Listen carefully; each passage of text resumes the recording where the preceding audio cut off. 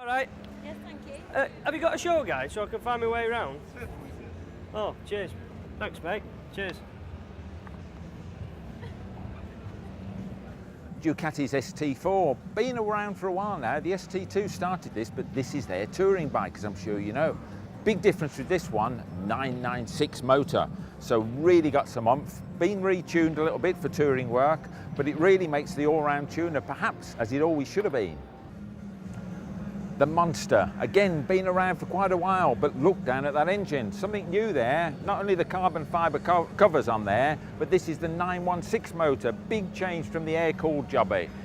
Carbon fibre front guard as well, all looking very neat, very businesslike. New Marcassini wheels, what else has it got? Carbon fibre rear hugger.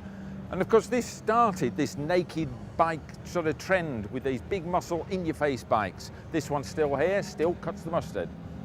The 996R might look like an ordinary 916, but it ain't. It's got a brand new engine for a start off, and cosmetically, that fairing's changed as well. The air scoops have gone out the side.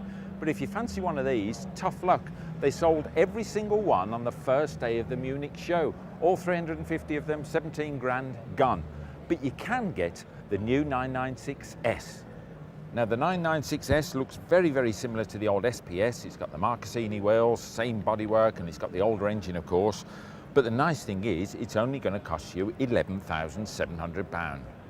Flipping it, look at that lot. Oh, there's so many different models and specky and numbers and names and everything else. And I can't even read, so I've got even more trouble than anyone else. But you can rest assured, if it is a Suzuki, it's probably blue and white. Well, if it's blue and white, it's got to be a Suzuki, hasn't it? Synonymous with Suzuki, blue and white. But it is very difficult these days to tell bikes apart, and I think more so with Suzuki than anybody else. Remember when the Bandits came out, or it's still out now, the 600 and the 1200 Bandit? Hard to tell them apart at a glance. Then we realised that the 600's got a silver engine and the 1200's got a black engine, so it's dead easy. Well, we've got the same problem now with the GSX-R range. You line three of these up together, a 600, a 750, and the new 1000, this one here, beautiful thing it is as well. It's very difficult to tell them apart. I'll tell you a dead easy way, little trick, you can impress your mates with this. The 600 has no brace on the swing arm, so you can tell that at a glance. Also, the 600 has forks the right way up. The 750 has upside down forks, and this new GSX-R 1000 has got titanium nitride coated upside down forks, but they're gold coloured. So gold is 1000, upside down silver is a 750, and right way up is a 600. So that'll impress your mates at the next biker gathering, won't it? But this is the one that's probably had more photographs taken of it than any other bike at the show here today. And it's hoping, well, Suzuki are hoping that it's going to topple the R1 from the top superbike spot, and I think they've got a pretty good chance. 157 brake horsepower now, the power's up to on this.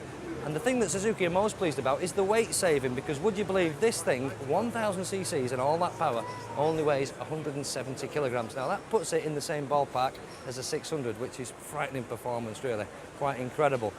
More or less the same chassis as the 750, the aluminium spars here, the walls of these have been beefed up a bit, they're thicker now, obviously to cope with the extra power, but not a lot of difference, and as we say, physically very difficult to tell the bikes apart.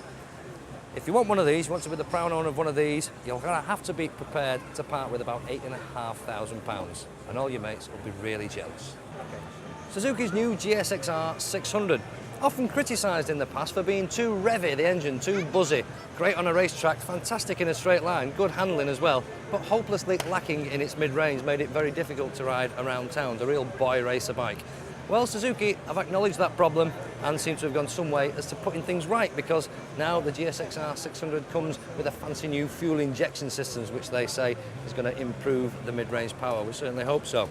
And talking of power, 113 bhp is what it says on the spec sheet for this new bike, and it's the lightest bike in its class at just 163 kilograms.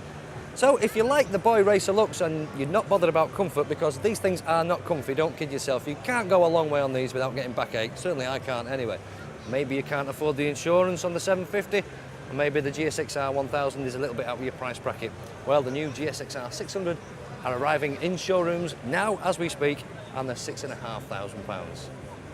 Right, we do like to bring you things that are new and innovative, and this is not necessarily. Chris, who's wearing it, he's not new and innovative, in fact he's quite old. But the jacket, it's special. What's special about it, you might ask? Well, it does look quite normal. No, very abnormal, it's unusual, because it's the ultimate safety product. Why? Well, because it's an inflatable jacket.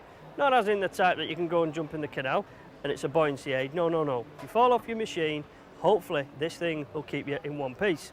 Now, they won't let me anywhere near it because it's dangerous and I'm not the type of person to touch dangerous things.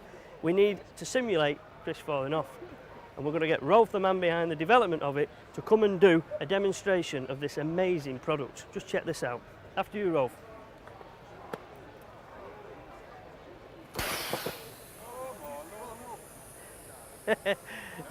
Isn't that quite remarkable? Eh? Just turn around for us if you would, please. Look at that, eh? This is a full body protection everywhere you need it. Now, I'm not going to go into details with this for the moment. We will in the future, because it's so special. I believe that we need to give you quite a lot of details about this revolutionary product. So we're going to bring you that later in Two Wheels in a future programme. And before you say anything, no, I haven't had one of my little inflators ignited.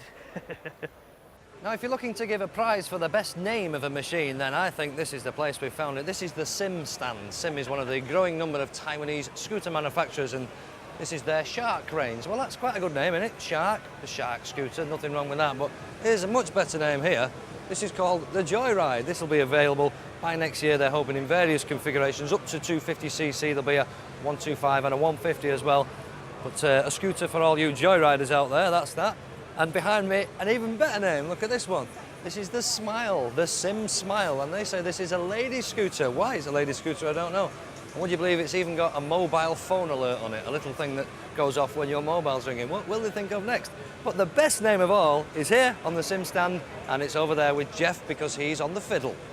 Yes, indeed, I am on the fiddle, but it's not what you think. It's this little scooter called the fiddle. Very neat it is too, a retro style thing.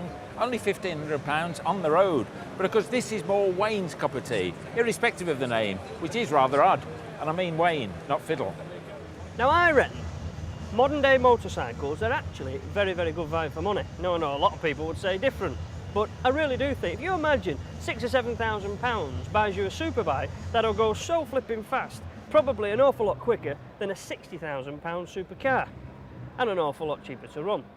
But talking at the other end of the scale, I think something like this is extraordinarily good value for money. This is less than £2,000, this little Kimco.